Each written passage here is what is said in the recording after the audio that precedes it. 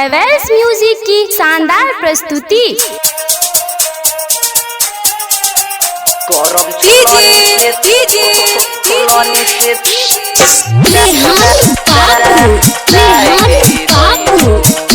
Director बेदर्दी विशाल।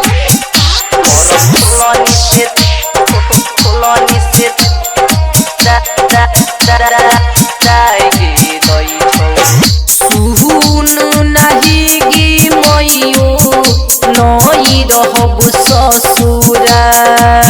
सैया हमर तोड़ दी छौ बहिनी की पंजरा बहिनी की पंजरा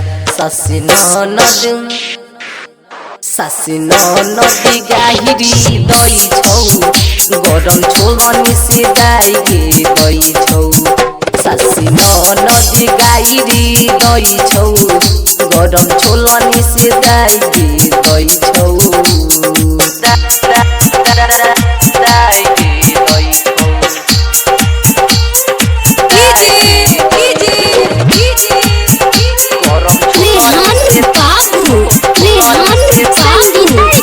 स्टूडियो हसनपुर बाजार गोपालगंज।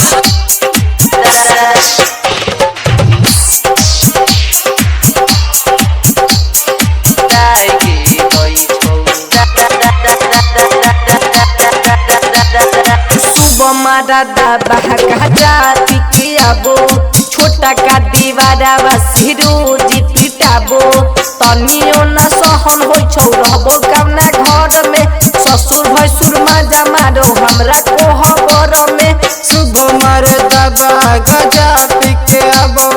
छत का देवरवा से रोज पिटाबो तनियो न सहन है छौ रहबो कोना घर में ससुर भसुर मजा मारो हमरा कोहबर में सखी झटकी दिया दी बुझाई दी ले छौ गरम छोलनी से दाई गे दई छौ सासी नदी गाइरी दई छौ गरम छोलनी से दाई गे दई छौ दाई गे दई छौ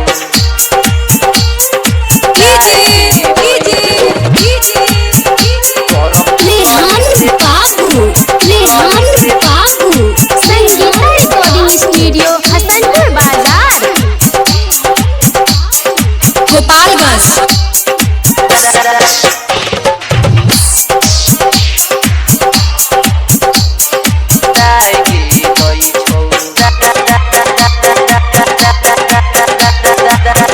कचहरी थाना पुलिस लही राइटर चंदन मकुन के साथ ले ज्यादा कुछो बोलत तो कोई देबो केस गे मुनीसा फपी बाबा के भी जतई भेट गे कोट कचहरी थाना पुलिस लई है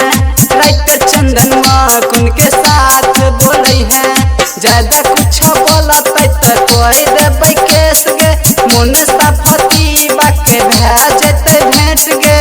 विशाल दीवाना रंजी के साथी रहई छौ गरम छोलनी से दाई गे दई छौ सासी नदी गाइरी दई छौ गरम छोलनी से दाई गे दई छौ